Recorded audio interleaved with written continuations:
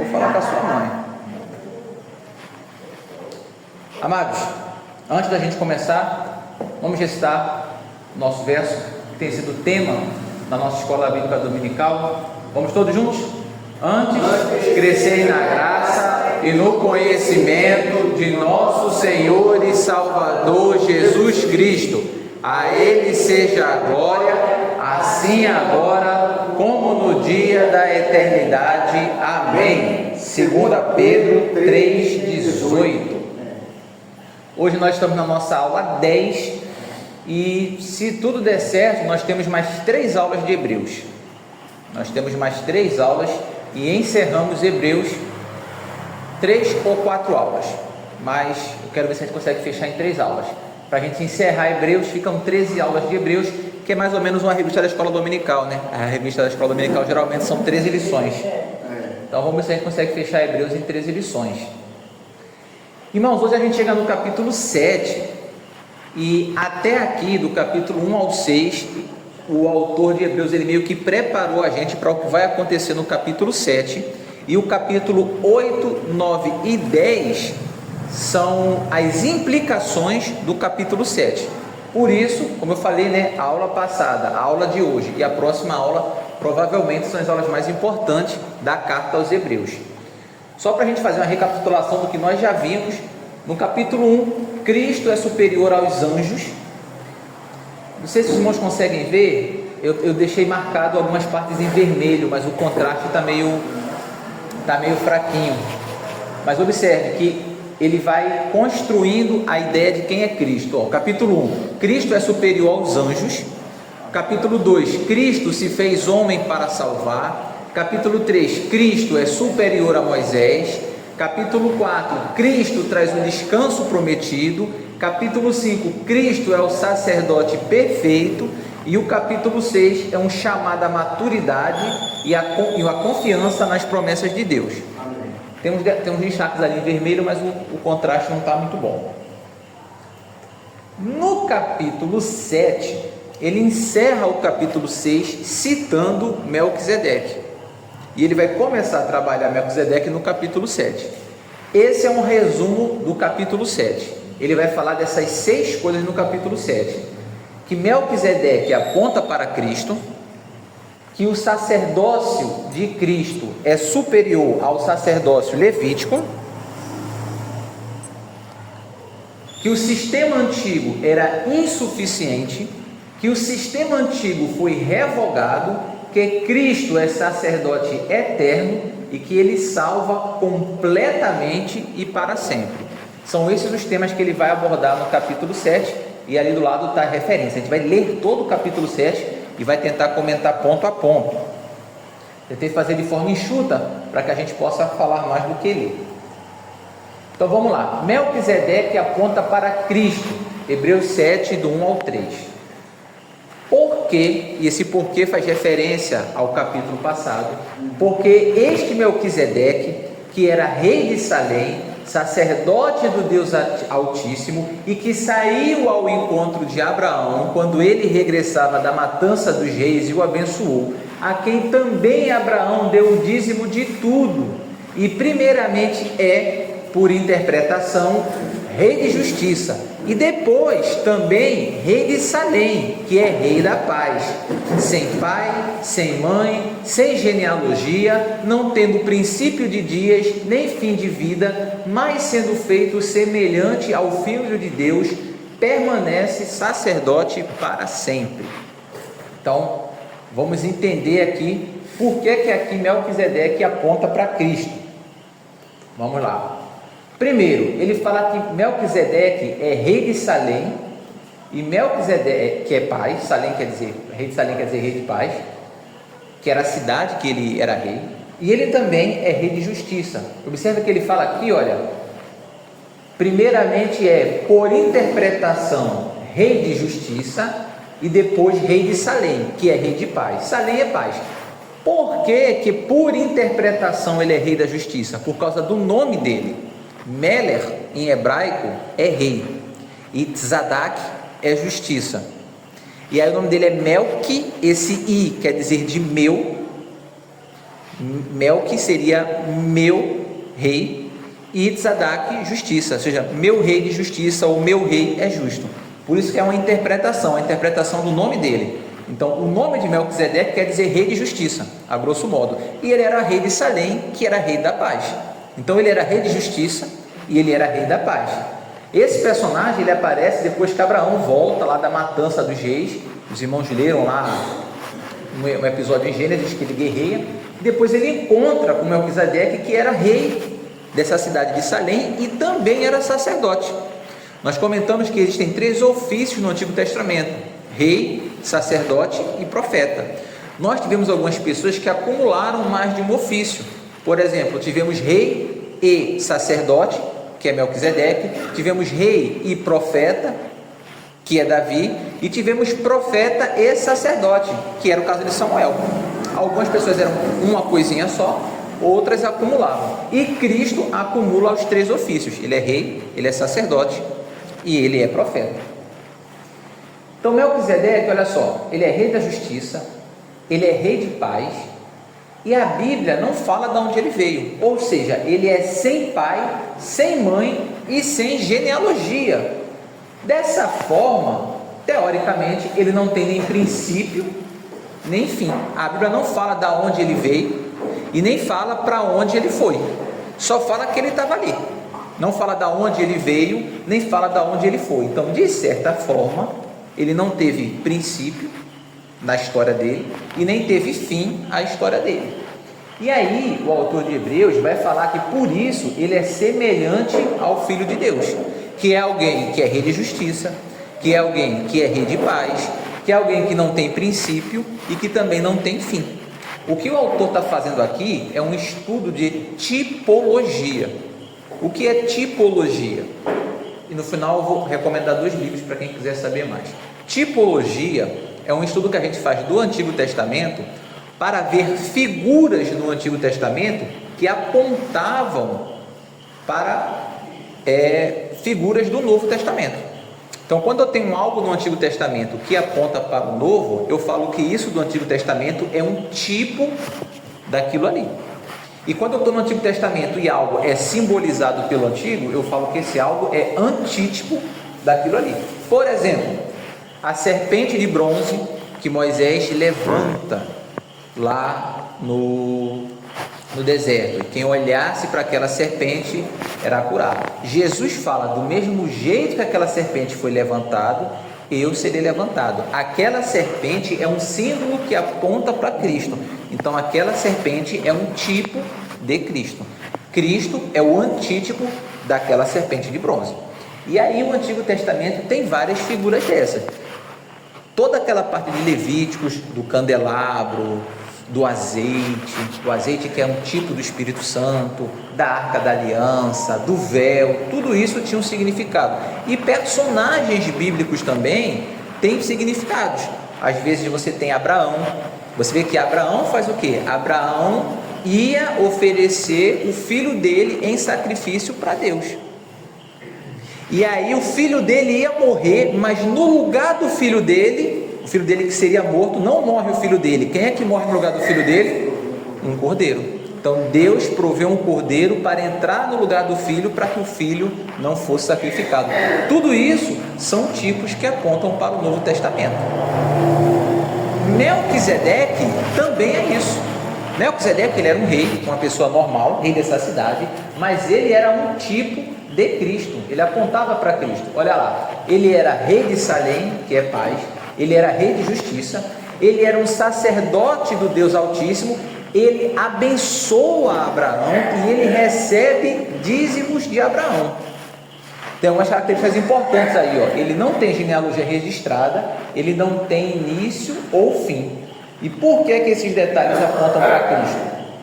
O texto não afirma que Melquisedeque era eterno, não é isso, mas que ele é apresentado no texto sem genealogia, sem início e sem fim, para servir como uma figura de Cristo. Relação com Cristo: Jesus não tem início, igual Melquisedeque não tem um início conhecido. Seu sacerdócio não depende de linhagem, porque os sacerdotes eram da tribo de Levi. Jesus não era da tribo de Levi. E Melquisedeque também é sacerdote, só que ele não era da tribo de Levi. Ele não era nem da família de Abraão.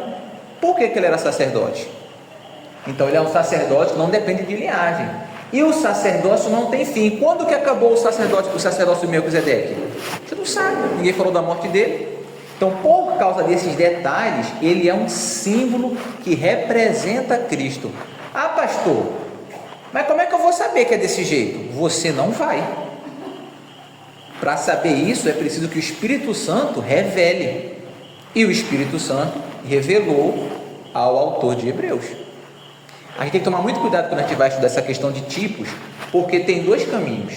Tem aqueles que entendem que a gente só pode usar um tipo se a Bíblia fala. Por exemplo, o exemplo da serpente. Não sou eu que estou dizendo. Jesus fala, do mesmo jeito que a serpente foi levantada, importa que o Filho do Homem seja levantado. Aquele texto também do sinal de Jonas. O texto do sinal de Jonas. Nenhum sinal será dado para essa profecia, senão o sinal do profeta Jonas.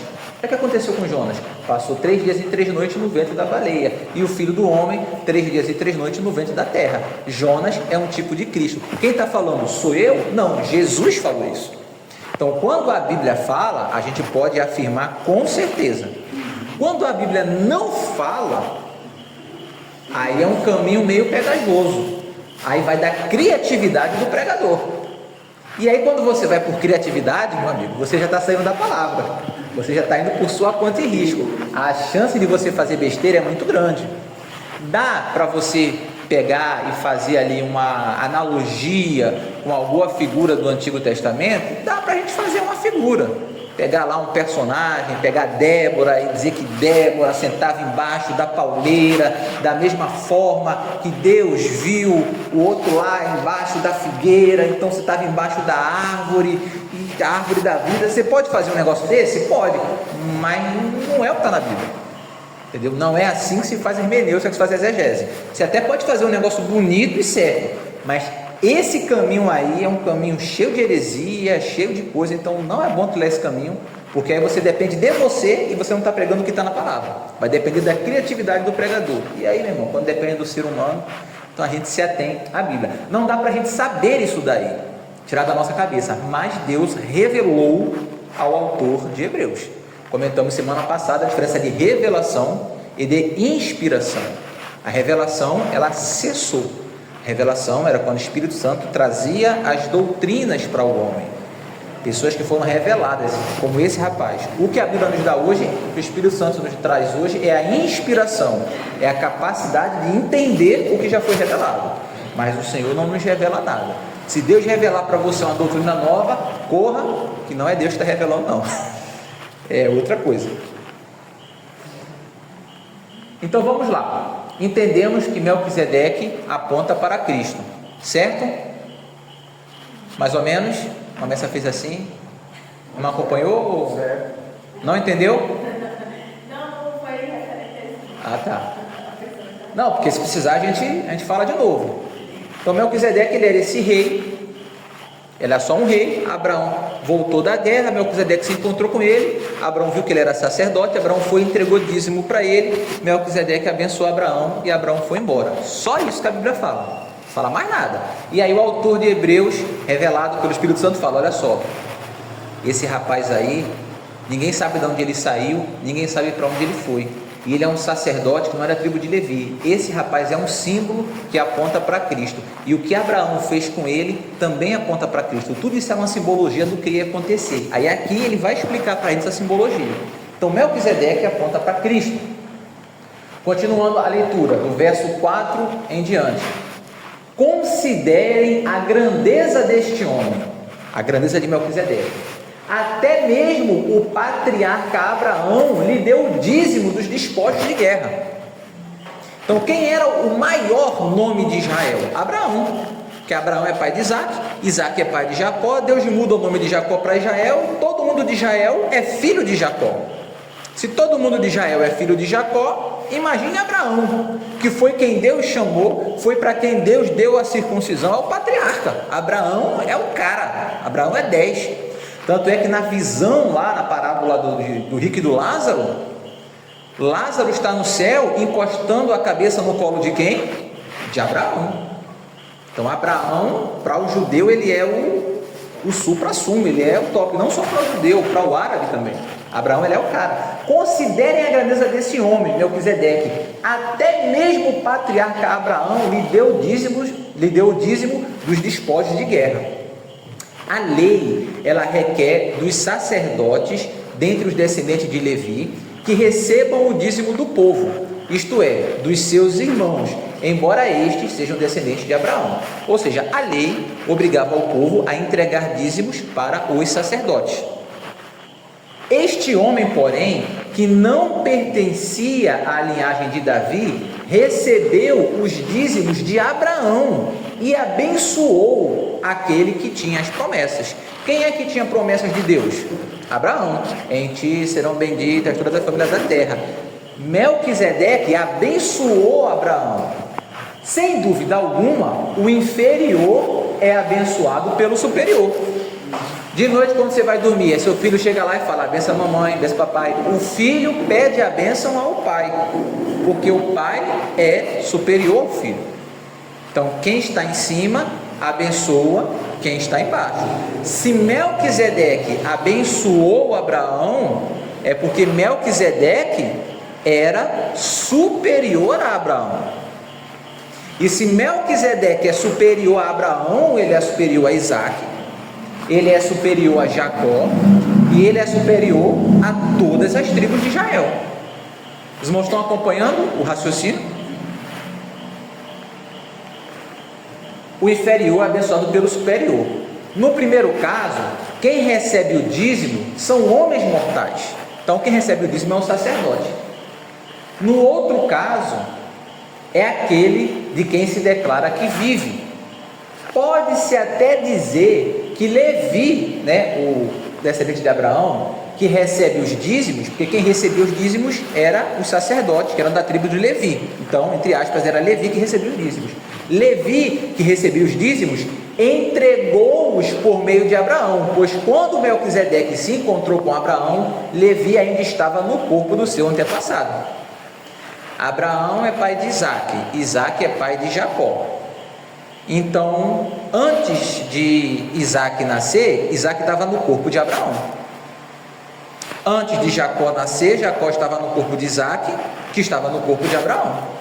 Abraão é pai de Isaac, Isaac é pai de Jacó, Jacó é pai das tribos de Levi. Então Levi estava em Jacó, que estava em Isaac, que estava em Abraão. Quando Abraão deu dízimo, todo mundo que estava depois dele estava entregando aquele dízimo também. É como nós em Adão. Quando Adão pecou, todos nós estávamos em Adão. Caim e Abel estavam dentro de Adão, viriam de Adão. E nós, como todo mundo saiu de Adão, veio todo mundo com essa marca do pecado. Quando Abraão entrega o dízimo a Melquisedeque, todas as tribos de Israel estavam também entregando o dízimo a Melquisedeque.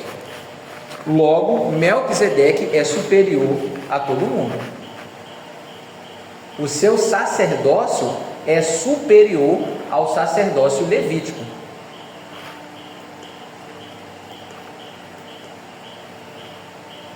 Olha o argumento do autor. Abraão deu dízimos a Melquisedeque e Melquisedeque abençoou a Abraão. Princípio: quem abençoa é superior. Logo, Melquisedeque é superior a Abraão.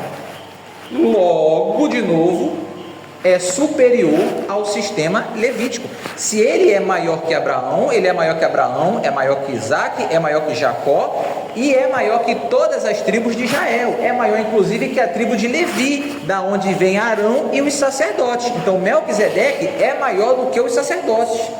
Logo, o sacerdócio dele é um sacerdócio maior, mais poderoso, mais importante do que o sacerdócio levítico. Estão pegando? Estão acompanhando a ideia do raciocínio? A gente vai devagarzinho, mas essa é a ideia. Isso aí a gente não vê do nada. Se Deus não revela para esse abençoado aí, a gente não ia conseguir fazer esse link. Foi? Está acompanhando? Então vamos lá. O sacerdócio dele é superior ao sacerdócio levítico. Próximo tópico: o sistema antigo era insuficiente. A gente está lendo todo o texto, tá? Já estamos no verso 11.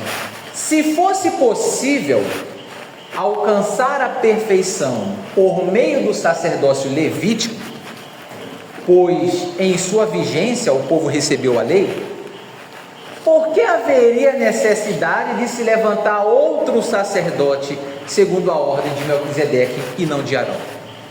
Se era possível alcançar a perfeição através do sacerdócio de Levi, e o sacerdócio está ligado à lei, para que Deus teria que levantar um outro sacerdote segundo a ordem de Melquisedeque? Porque Jesus ele é um sacerdócio segundo a ordem de Melquisedeque. A gente leu isso em Salmos. Por que precisaria de outro e não um de Arão? Pois quando a mudança de sacerdócio, é necessário que haja mudança de lei. O sacerdócio ele existe por conta da lei. A lei fala: esse rapaz vai ser sacerdote, ele vai ser desse jeito, vai fazer isso, isso e isso. Se eu tenho um outro tipo de sacerdote, ele precisa obedecer a um outro tipo de lei. Vou dar um exemplo bem rasteiro. Eu tenho um policial militar da Paraíba. Ele vai obedecer à legislação da polícia militar paraibana. Mas se eu tenho um policial militar de outro tipo, um de Pernambuco, um do Ceará, ele vai obedecer uma outra legislação, porque ele não tem vínculo com a Paraíba, ele veio de outro lugar, ele obedece a uma outra legislação. É o que ele está falando aqui. Se há mudança de sacerdócio, se a gente muda para outro tipo de sacerdócio, tem que mudar a lei. Os sacerdotes lá, astecas, são outro tipo de sacerdote que obrigatoriamente vão obedecer um outro tipo de lei.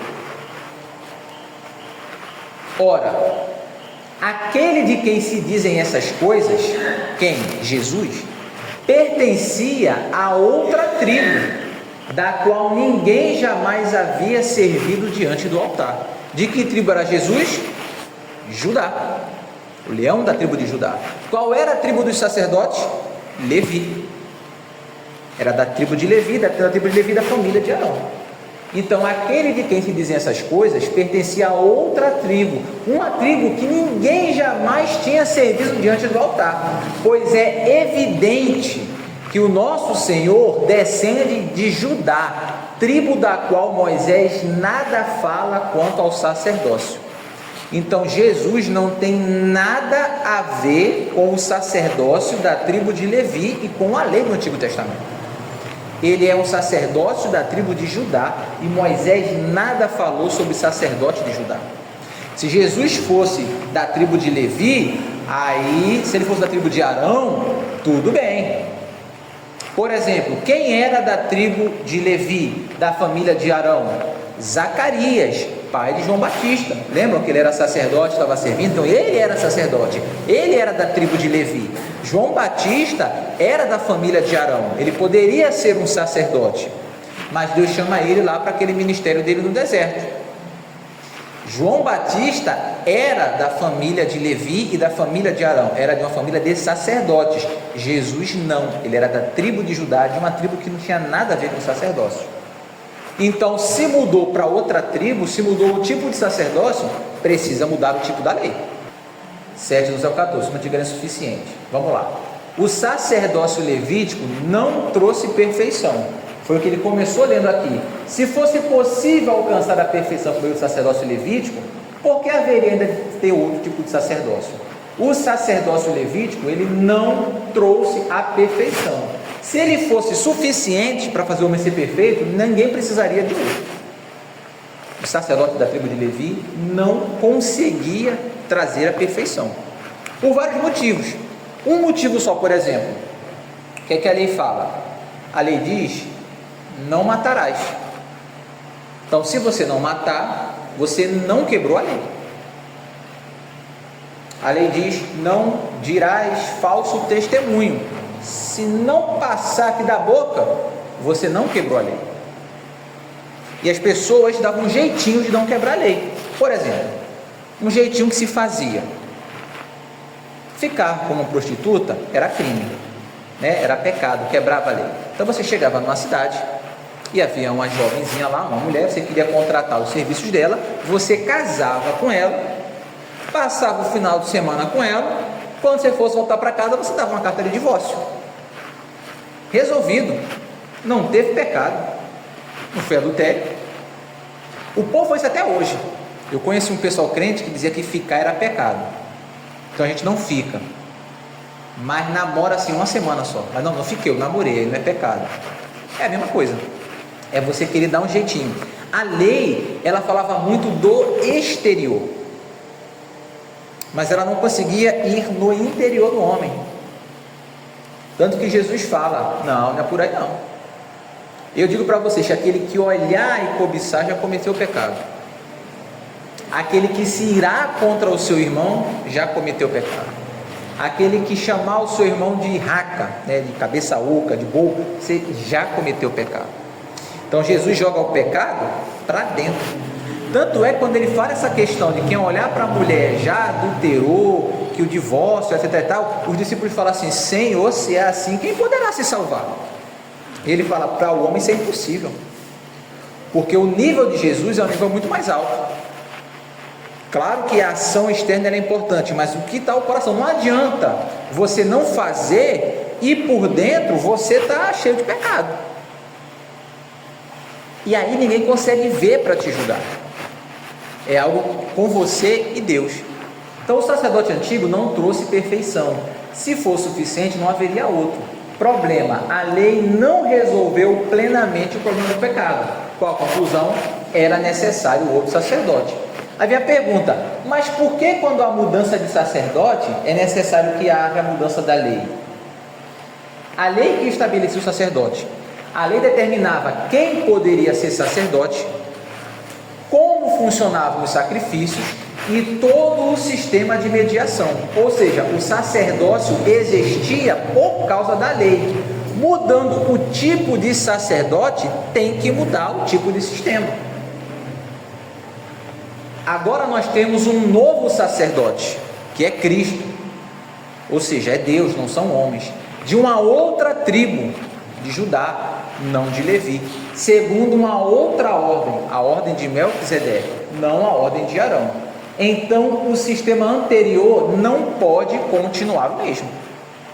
Toda aquela lei do Antigo Testamento, ela não pode continuar, porque estamos trabalhando com um outro sacerdote, que não tem nada a ver com Levi, que não tem nada a ver com o Sinai. Os irmãos estão acompanhando o raciocínio? Vamos lá.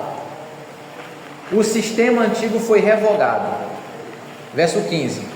O que acabamos de dizer fica ainda mais claro quando aparece outro sacerdote semelhante a Melquisedeque, alguém que se tornou sacerdote não por regras relativas à linhagem, como eram os sacerdotes de Levi. Você se tornava sacerdote por uma regra baseada em sua linhagem. Nasceu na tribo de Levi, é homem, você será sacerdote.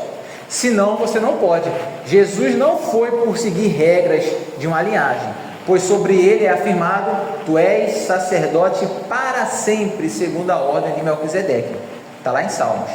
A ordenança anterior é revogada, porquanto era fraca e inútil, pois a lei não havia aperfeiçoado coisa alguma, sendo introduzida uma esperança superior, pela qual nos aproximamos de Deus. Então, você se aproximava de Deus através da lei. Você precisava fazer certas coisas, e quando você errava, você tinha que fazer o sacrifício. Isso não dava certo, era imperfeito. A ordenança anterior foi revogada, a lei foi cancelada, anulada, porque ela era fraca, porque não tinha poder, e ela era inútil, porque ela não conseguia resolver o problema do homem. Sim, isso aí é a lei de Moisés. A lei de Moisés, ela não consegue resolver o problema. Romanos vai dizer que, a grosso modo, a lei é quase como um exame de sangue. Você faz um exame de sangue e ele consegue apontar os teus erros. Anemia, colesterol alto, triglicerídeos, ele aponta os teus erros. mas ele mesmo não consegue resolver nada. O exame não resolve. Era o que a lei fazia. A lei apontava um monte de erro, mas não conseguia resolver esse problema. Era no máximo um diagnóstico. E aí, com um novo sacerdócio, é preciso de uma nova lei. E a antiga lei, ela é revogada. Ela é cancelada, porque ela era fraca e porque ela era inútil. Por isso, nós não vivemos debaixo da lei do Antigo Testamento, porque essa lei, ela foi cancelada. É igual, os irmãos devem lembrar que houve um tempo que surgiu uma lei que dizia que era obrigatório nos carros ter um kit de primeiros socorros. Os irmãos lembram disso? Tinha que ter o kit de primeiros socorros. Lá vai todo mundo correr para colocar kit de primeiros socorros no carro. Depois, o que é que houve com essa lei? Ela foi cancelada. Extintor também, né? Aí hoje não é mais obrigatório. Não é mais não? A gente sabia. Mas que é obrigatório não. Se a polícia pegar, não faz nada, não muda, mas antes era. Então, leis, elas vêm e vão. Por exemplo, uma lei que foi embora do Brasil, a lei que permitia você comprar escravos. Se você quisesse, tivesse dinheiro, você poderia ir lá e comprar um ser humano que foi escravizado. Era lei, era seu direito. Essa lei, ela acabou. A princesa Isabel assinou lá a Lei Áurea e aí acabou. Você não pode mais. Essa lei perdeu a validade, perdeu o seu poder porque ela foi anulada. E aí foi introduzida uma esperança superior, pela qual nos aproximamos de Cristo. Cristo não vem da tribo de Levi, mas de Judá. Logo, ele não se baseia na lei, ele não é sacerdote porque ele nasceu numa família. Baseia-se na vida indestrutível, numa vida santa, numa vida íntegra. Ele é um novo tipo de sacerdote, por isso ele traz consigo uma nova lei. A lei antiga é cancelada e hoje nós vivemos pela lei de Cristo. Nós vivemos hoje numa nova aliança, numa nova lei. Por isso a lei antiga é cancelada. Não vivemos na lei antiga. Por isso, está lá na lei, você não pode usar roupa de dois materiais diferentes. Você não pode pegar uma roupa de algodão e de linho e usar. Você não pode comer camarão. Você não pode comer porco. Estava tudo na lei. Essa lei, ela foi cancelada. Então você pode comer camarão, pode comer porco, pode usar mais de um tecido. A lei antiga, ela dizia, se você pecar, você tem que fazer isso, isso e isso. Essa lei foi cancelada. A lei antiga dizia, não matarás, não adulterarás, não roubarás, não dirás falso testemunho. Essa lei, ela foi cancelada. Nós não vivemos debaixo dessa lei. Então, por exemplo, muita gente fala assim, a homossexualidade é pecado. Meu irmão, é pecado? É, porque está na Bíblia, lá em Levíticos. Não, meu irmão. Você está usando o texto errado para condenar a homossexualidade, porque você está usando um texto de uma lei que não vale mais.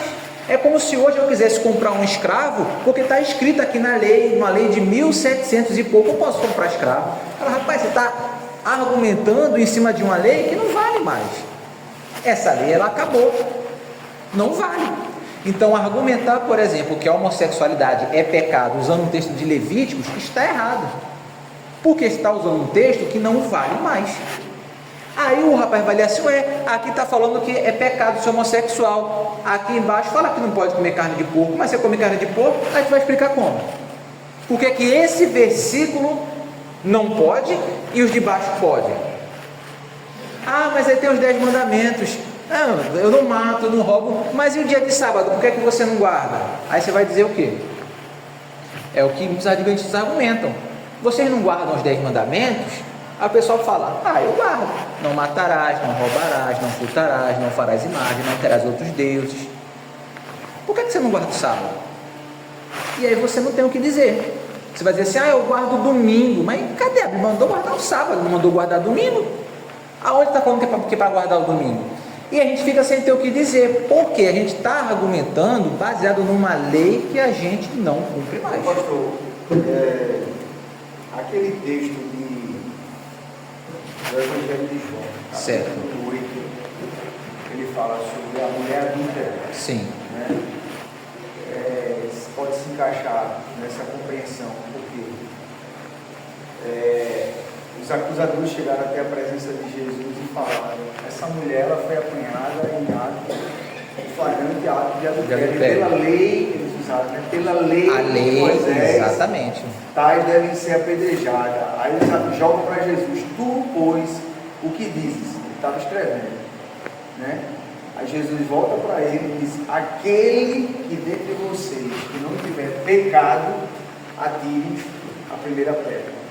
Aí eles começam a sair um a um, né? Isso. Eles se envergonham Porque aí e saem. essa questão da lei, né? Eles estavam querendo puni-la pela lei, mas Jesus já traz uma punição em relação à vida de pecado deles. Tem um detalhe ali interessante, que na verdade eles estavam querendo fazer uma armadilha para Jesus. Se Jesus fala para não punir aquela mulher, ele seria acusado de estar indo contra a lei de Moisés. Isso. Se ele manda matarem ela, cadê aquela pregação de amor dele? E outra coisa, cadê o homem? Porque ela estava adulterando com alguém. Cadê o homem? Que era para estar lá também. Então era um negócio meio esquisito. A ideia era fazer uma cilada para Cristo. Cristo joga de volta para eles. Se não quer apedrejar, quem estiver sem pecado, que atire a primeira pedra. Inclusive, uma tradução possível ali é quem estiver sem este pecado. Essa é uma tradução possível também. Quem estiver sem esse mesmo pecado, quem nunca adulterou de vocês, que atire a primeira pedra. E aí o pessoal fica meio com o rabo preso, porque provavelmente todo mundo ali estava meio... Então, nesse caso, eles estavam querendo aplicar a lei antiga. Isso, né? Mas aí, eles até que estavam com razão. Por quê? Isso a gente às vezes se confunde nisso. Por exemplo, a questão do dízimo, né? Vamos abrir um parênteses rapidinho. O dízimo, ele é da lei, mas a gente não vive pela lei. Ah, mas Jesus ele fala, vocês não dão o dízimo do rim, vocês têm que dar o dízimo e também do coração. Então Jesus trouxe isso para o Novo Testamento. Só que quando que começa a nova aliança? É na morte de Cristo. Ele fala: esse é o sangue da nova aliança. A nova aliança, ela começa a partir da morte de Cristo. Quando Cristo morre, o véu do templo se rasga e acabou a separação entre Deus e o homem. Antes da morte de Cristo é Antigo Testamento. Então Mateus, Marcos, Lucas e João, na verdade, são livros do Antigo Testamento. O Novo Testamento só começa depois que Jesus morre. Estão entendendo? Só começa depois. Por exemplo, Jesus morreu em Mateus. Quando ele ressuscita, aquele finalzinho de Mateus é o Novo Testamento. O resto é Velho Testamento. Então Jesus viveu debaixo dessa lei. Jesus viveu debaixo dessa lei. Então quando ele fala ali do dízimo, ele ainda está no Antigo Testamento. Embora o Novo Testamento vai falar que nós temos que contribuir, de forma proporcional e que nós temos que contribuir de forma regular. Então, poxa, uma contribuição que é proporcional e que é regular, bate certinho com o dízimo. A gente adota o padrão de 10%, mas o termo dízimo, ele é um texto veterotestamentário. A gente dá no Novo Testamento, mas, enfim. Quando Abraão, que foi abençoado por Melquisedeque. quando ele vai entregar o dízimo a Melquisedeque, ele não tinha essa noção do que está sendo explicado aí, não. Não tinha. Porque só deve Ele nem sabia o que estava fazendo.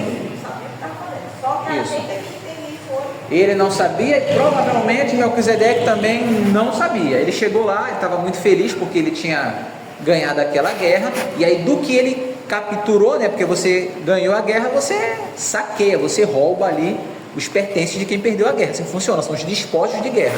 Então tudo que ele pegou de despojo, quando ele encontrou Melquisedeque, ele foi e deu uma oferta de 10% para Melquisedeque. Ele não tinha noção dessas coisas todas não, nem ele tinha, muito menos Melquisedeque. Melquisedeque pegou, agradeceu, abençoou ele, voltou para casa, a vida que se segue. Entendeu? Então a gente não vive pela antiga aliança, a gente vive pela nova aliança. Ah, pastor, mas o senhor citou aí os 10 mandamentos. É a antiga aliança. A gente não guarda os 10 mandamentos. A gente não guarda o sábado. A gente não guarda o não matarás, o não roubarás, o não farás para ti. A gente não... Isso aí é Antigo Testamento.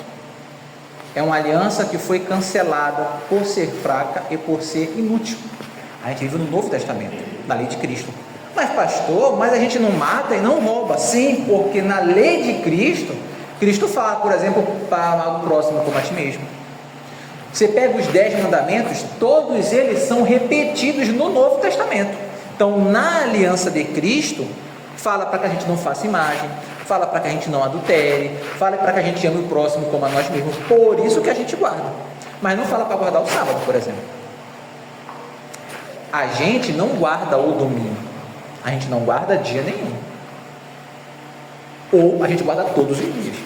Mas a gente não guarda um dia nenhum.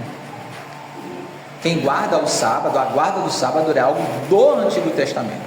Agora, a igreja primitiva, ela começa a se reunir no domingo, porque foi o dia que Jesus ressuscitou. E aí a gente vai e começa a se reunir no domingo, mas a gente não guarda o domingo, não é uma guarda, porque isso é coisa do Velho Testamento. Estamos na nova aliança, então toda a velha aliança sai. Então, se o irmão um dia for argumentar com alguém que alguma coisa é pecado, o irmão precisa usar o texto do Novo Testamento, não o texto do Velho Testamento. Ah, pastor, mas o Velho Testamento é inútil? Não, ele é muito útil. Ele traz exemplos para a gente. Então a gente pode olhar para o Antigo Testamento. Muitos exemplos estão contidos no Novo Testamento. Sim, muita coisa que estava ali está no Novo Testamento. Paulo cita, né, muitos autores. Muitos textos, salmos. A gente vê como Deus se relacionava com a humanidade. Por exemplo, nós estamos no livro de Reis. A gente vê reis que buscaram ao Senhor, reis que oraram. Então esse exemplo, ele serve para a gente. A gente vê lá reis que, poxa, no caso de Sansão, ele encontra lá um leão morto, ele não podia tocar em animais mortos. E aí ele pega o mel, o leão estava morto, as abelhas fizeram uma colmeia na barriga lá morta dele, nas costelas, ele vai e pega aquele mel. Aquele era um mel imundo, porque estava no cadáver de um bicho, ele não poderia comer. E aí ele come.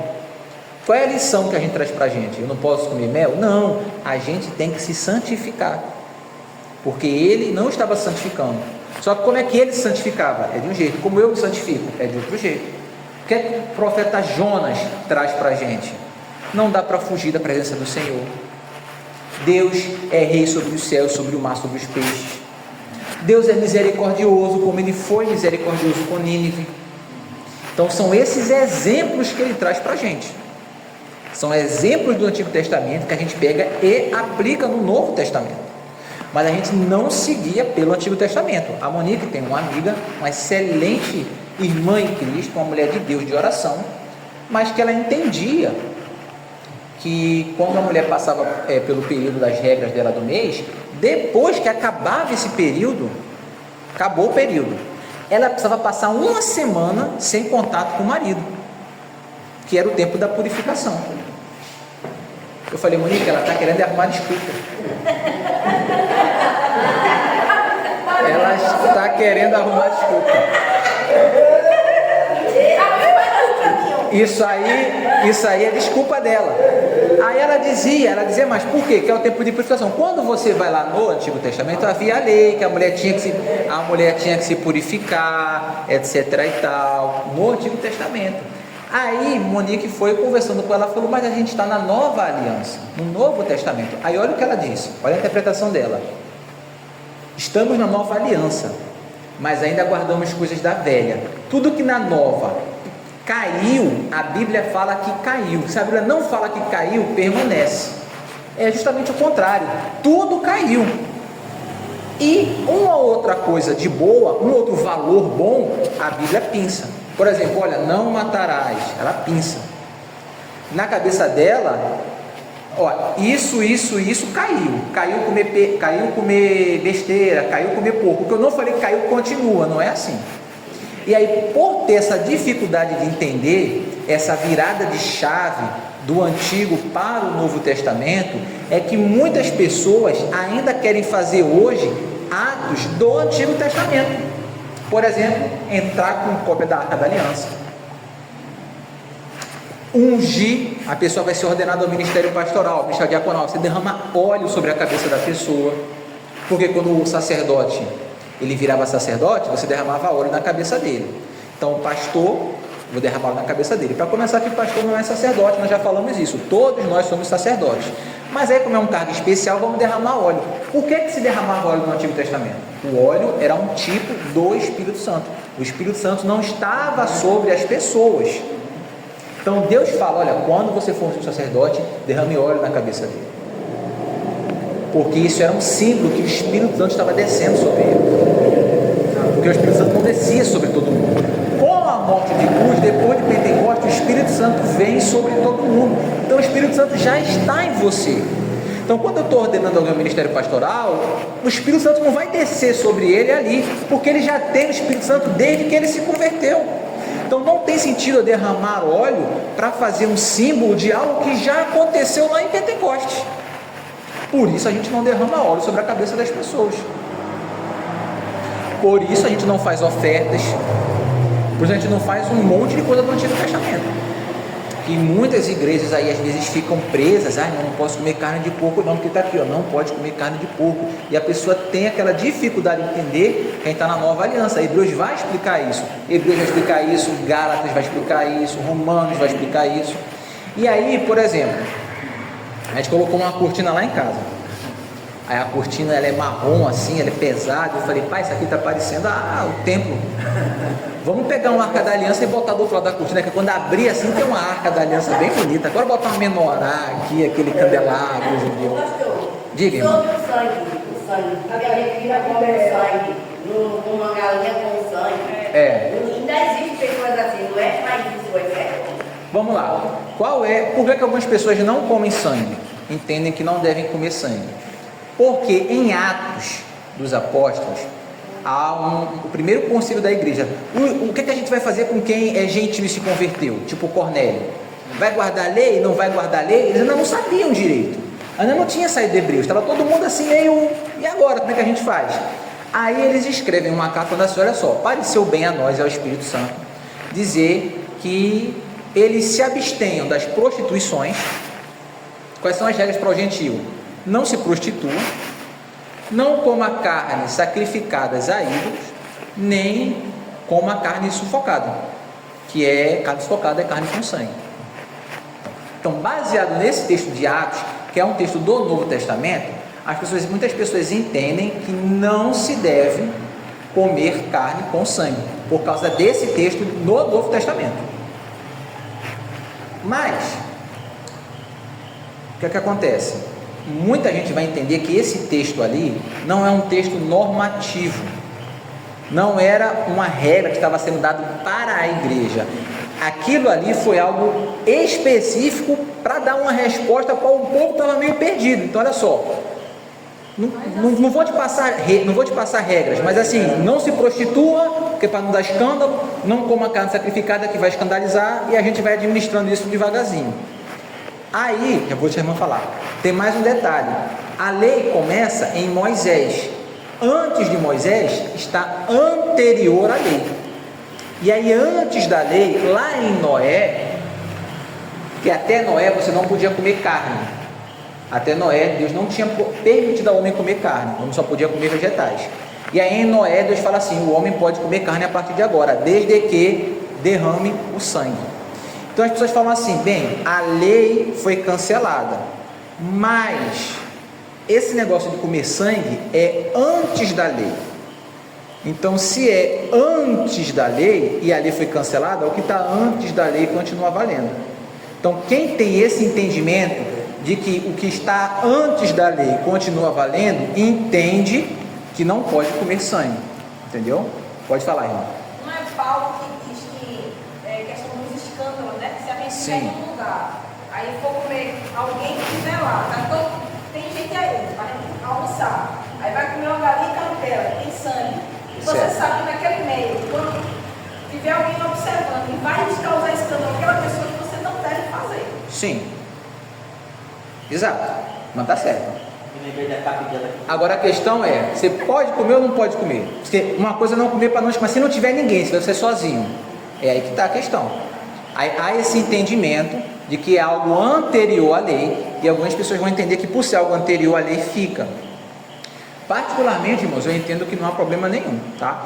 porque eu não consigo ver na Bíblia essa divisão de antes da lei e depois da lei. Todo o Antigo Testamento está debaixo ali da mesma mandamento. Eu já vi algumas pessoas querendo falar que não pode comer porque a impureza do animal está no sangue. Então não é isso não.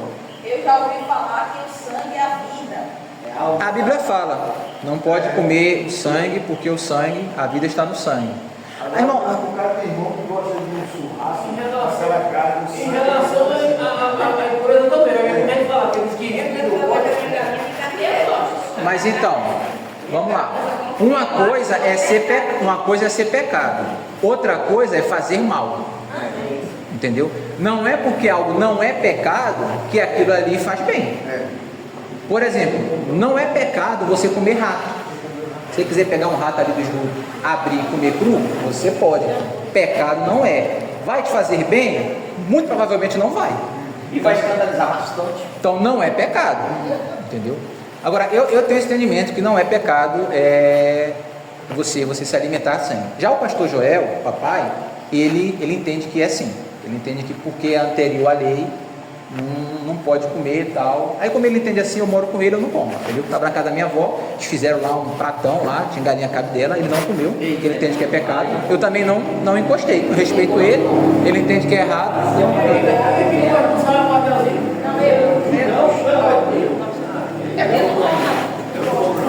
Oi? Aí tem aquilo, eu não como porque eu não gosto, porque a gente precisa, quando a gente vai ensinar alguma coisa, a gente precisa falar, olha, se é uma coisa é ser pecado, outra coisa é você fazer. Então nem tudo que não é pecado eu faço só porque não é pecado. Ó, beber bebida alcoólica não é pecado. Não é pecado. Pecado é se embebedar. Mas se você quiser tomar uma cervejinha, não é pecado. Que é isso, pastor? Não é pecado. Jesus não fez vinho, não é pecado. O senhor bebe? Eu não bebo. Primeiro que eu tenho medo de me viciar, segundo que eu não quero escandalizar ninguém, mas não é pecado. Agora não é porque não é pecado que eu vou fazer. E tem um monte de coisa, pular de paraquedas não é pecado, eu também não faço esse tipo de coisa, entendeu? Quem quiser fazer, faz. E lá em Portugal, eu toda vez que chegava do trabalho, aí tinha uma garrafa de vinho 100 anos, né? Aí todo dia eu tomava um cálicezinho. Todo dia eu tomava um cálicezinho. E quando eu voltei de Portugal, eu ainda trouxe umas 2 garrafas de vinho. Aí, lá uma vez perdida, eu peguei uma garrafa de barril. Tamanho de um barril. Era grande. Aí, eu continuei. Por que eu parei? Porque meus meninos, o menino começaram a crescer e eu fiquei com aquele questionamento. Eu ensino a ele que não deve beber e a cachaça desmoraliza o homem, a cachaça envergonha o homem. E como era que eu ia falar isso tudinho com uma garrafa de cachaça? Na Cristolândia eu conheci muitas pessoas que estavam lá por causa do álcool, que começaram assim, tomando um cálicezinho de vinho, foi aumentando o vinho, foi bebendo mais vinho, e aí começa a ir para outras coisas e tal. Não estou dizendo que todo mundo vai fazer isso, né? Mas que era muito gostoso, É isso. Vamos voltar para Hebreus. Então, entendemos que vivemos pela nova aliança, não pela antiga. Não podemos basear a nossa doutrina do certo e do errado baseado em textos da antiga aliança. Tem que ser textos do Novo Testamento. Os textos do Antigo Testamento servem para que a gente tire exemplos para a nossa vida. Davi é um exemplo para a nossa vida, Sansão, Débora, a mãe de Samuel lá, Ana, que foi lá e orou, a vida de Samuel que se dedicou a Deus. Reis é um livro cheio de exemplos bons e exemplos ruins, exemplos para que a gente entenda como Deus age e a gente possa se comportar diante dele. Não é prescritivo, não é normativo. A norma para a nossa vida está na nova lei, na nova aliança que está em Cristo. Jeremias mesmo fala que nós estamos debaixo de uma nova aliança. Se é uma nova aliança, a outra aliança é o quê? É uma velha aliança. Por isso a gente chama de Velho Testamento e Novo Testamento. Aí uma dúvida que o irmão já me perguntou, mas a gente vai chegar nela. Algumas traduções dizem que a lei foi revogada, mas Jesus disse, não vim revogar a lei, mas cumprir. Está lá em Mateus 5,17. E aí o pessoal fica, Como que a lei foi revogada se Jesus fala que ele não ia revogar a lei? Na Almeida Revista Atualizada está assim. Essa aparente contradição reside por conta de algumas escolhas por parte dos tradutores. É um problema de tradução.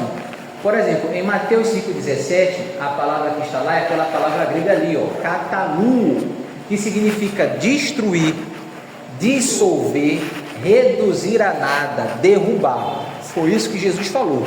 Eu não vim kataluo a lei, eu não vim destruir a lei, eu não vim dissolver a lei, eu não vim reduzir ela a nada.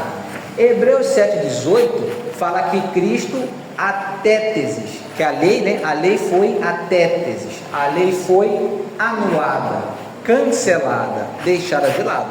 Cristo, ele não destruiu a lei, ele cumpriu a lei, porque a lei pedia o que para o ser humano? Ser purificado, um sacrifício, e Cristo foi esse sacrifício. João Batista, quando vê, ele diz: eis o Cordeiro de Deus, que tira o pecado do mundo.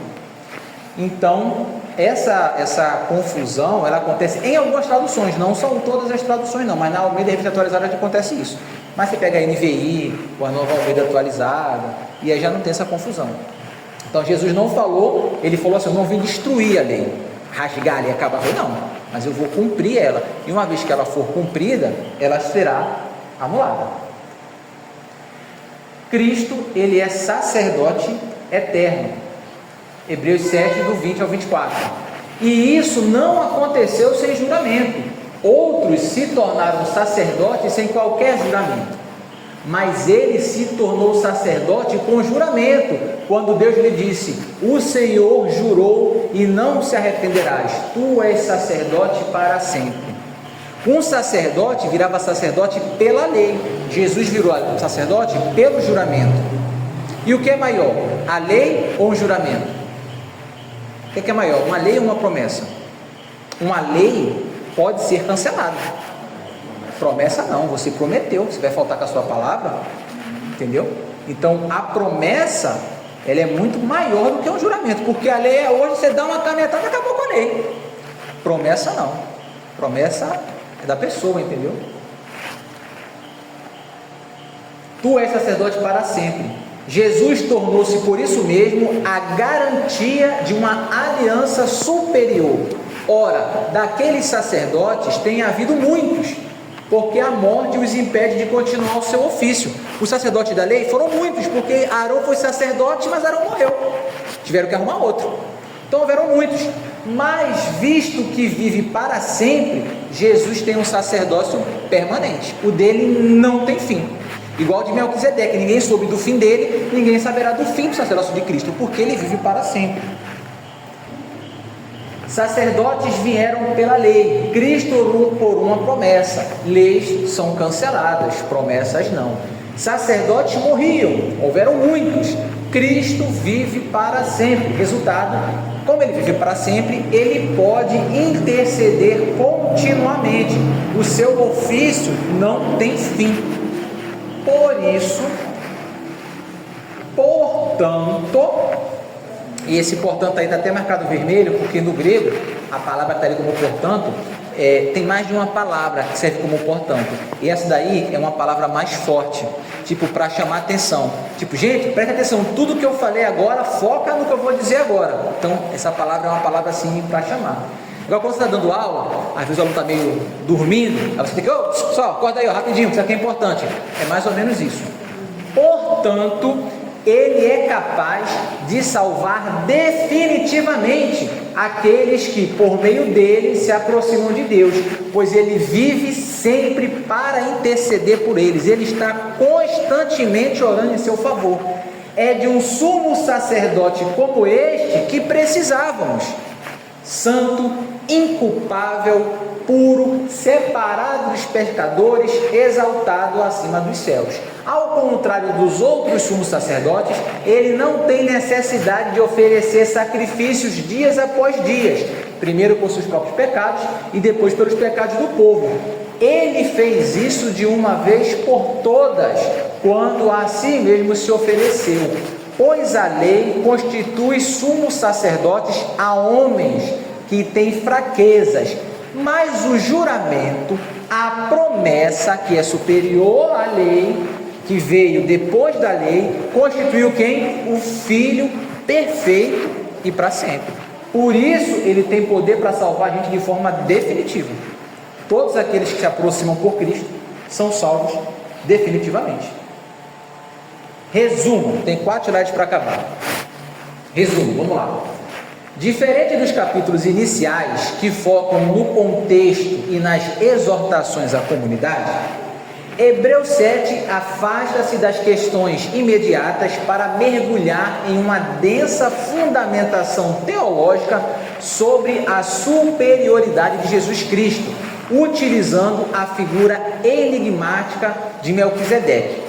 O autor demonstra que o sacerdócio de Cristo não se baseia na linhagem humana ou na lei levítica, que era imperfeita e transitória, mas em uma ordem eterna, divina e confirmada por um juramento direto de Deus. Enquanto os sacerdotes da antiga aliança eram homens mortais e pecadores, Jesus é apresentado como um sumo sacerdote perfeito e imortal, cujo sacrifício único e intercessão perpétua inauguram uma nova e superior aliança, capaz de levar o povo de Deus à verdadeira consumação espiritual.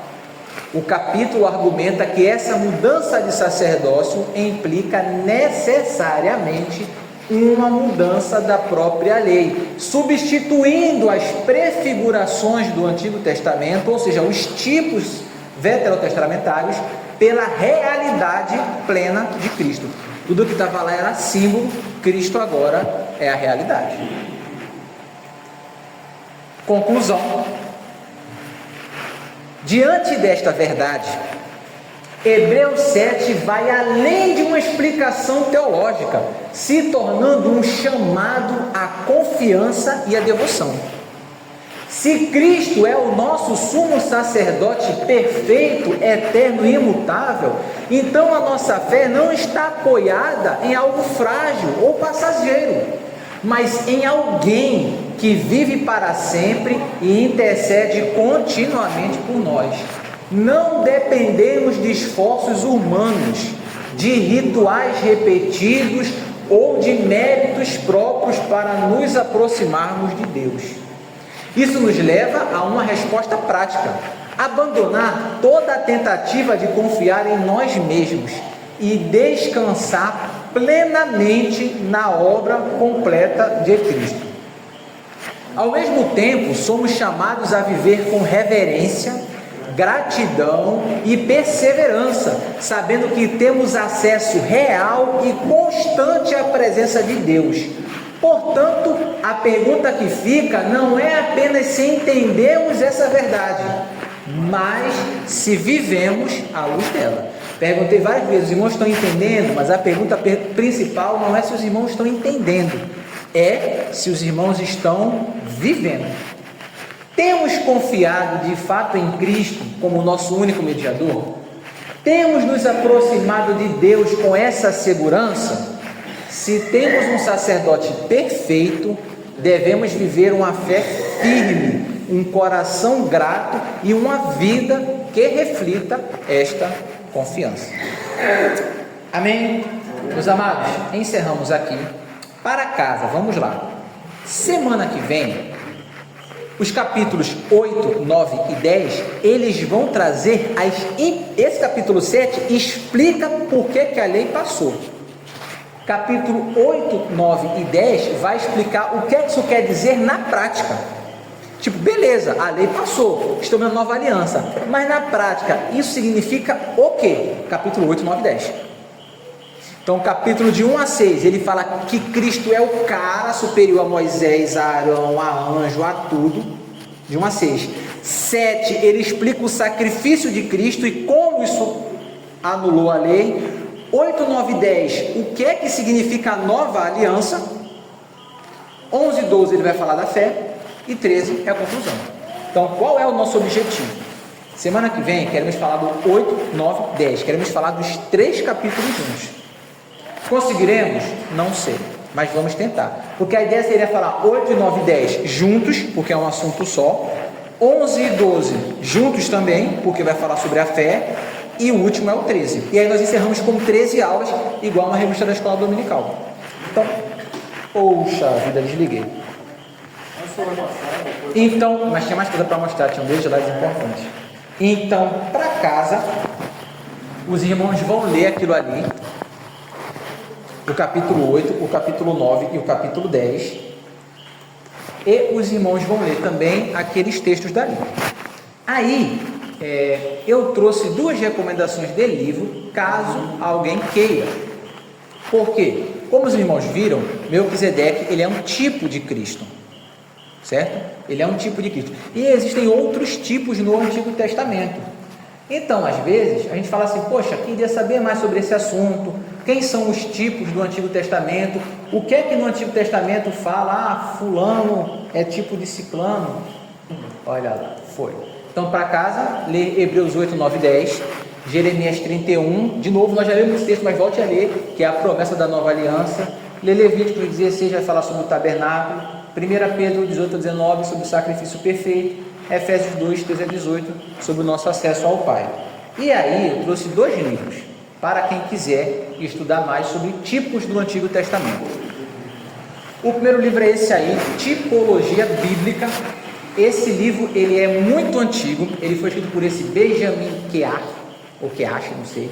Você vê ali, ó, que ele morreu em 1704. Esse rapaz, ele foi um pastor batista, inclusive ele foi pastor da igreja que depois o Charles Spurgeon veio a pastorear. Esse é um livro pequenininho, é um livro fino, tem 128 páginas, é um livro muito bom. Ele só tem um problema, que esse rapaz aí, ele se passa muito. Então ele vai apresentar alguns tipos do Antigo Testamento, mas chega uma parte que ele espiritualiza tudo. Qualquer detalhezinho bobo, ele fala, tá vendo essa formiguinha aqui é símbolo tal, ele dá umas viajadas. Então ele é bom, mas ele dá umas viajadas. Qual é a vantagem dele? Ele é muito curtinho, são só 128 páginas, então você lê rapidinho. Então, para quem não conhece e quer ter um contato maior, tem esse livro daí, ele está na internet por R$20, só trago um livro barato, livro caro eu não trago não. Vintão não acha no Amazon, Mercado Livre, tá? Então, qual o cuidado desse livro? Ele exagera demais. Agora, pastor, eu quero um livro top, pastor, eu quero um livro assim, excelente, que explique, que traga, que mostre, aí é esse aqui, ó. Pregando Cristo a partir do Antigo Testamento. Esse aqui é a cereja do bolo. Esse aqui é livro de seminário. Esse aqui são 432 páginas. Ele vai explicar sobre o Antigo Testamento, ele vai falar sobre o tipo, sobre metáfora, sobre alegoria. Ele vai falar tudo. Esse rapaz aí foi professor de um seminário, responsável pelo desenvolvimento de métodos rigorosos para interpretar e pregar o Antigo Testamento de uma perspectiva cristã, evitando os erros históricos de alegorização excessiva ou espiritualização arbitrária, você pegar qualquer coisa e dizer que quer outra coisa. Ele ensina você a fazer a conexão sem forçar a barra, respeitando o contexto original do texto. Esse aqui é show de bola, tá? Lado ruim, 400 e poucas páginas, mas tá barato também, tá 50, também não é nada exorbitante não. Então, fica aí, vou depois postar no grupo, se algum irmão quiser. Não, qualquer dia a gente monta uma biblioteca aqui na igreja, e aí... Eu tenho um sonho, deixa eu só falar isso para poder encerrar. Eu tenho um sonho de um dia conseguir montar, eu acho que toda a igreja deveria ter uma biblioteca. Toda igreja deveria ter uma biblioteca, para que os irmãos pudessem consultar, para que os irmãos pudessem estudar. Não precisa ser uma mega biblioteca. A nossa antiga igreja, a gente começou com esse projeto da biblioteca, nós temos poucos livros, só que o irmão que estava na frente, era até um irmão formado em biblioteconomia, uma jovem, mas ela não estava muito assim com essa sacada de fazer. A igreja deu uma verba mensal, todo mês você tem X para comprar livro, e ela não comprou nenhum, não estava muito ligada nisso. Mas é uma ideia boa a igreja ter. Claro, tem que ter cuidado para ninguém roubar, ninguém assumir livro, tal, tem que ter responsabilidade, mas é legal porque para as pessoas pesquisarem, tá? Tem muita coisa boa na internet, muita coisa boa no YouTube, mas também tem muita coisa ruim. Então é bom falar assim, ó, esse livro aqui, ó, é um bom Amados, vamos então orar para encerrar. Pastor, o senhor quer fazer oração para encerrar?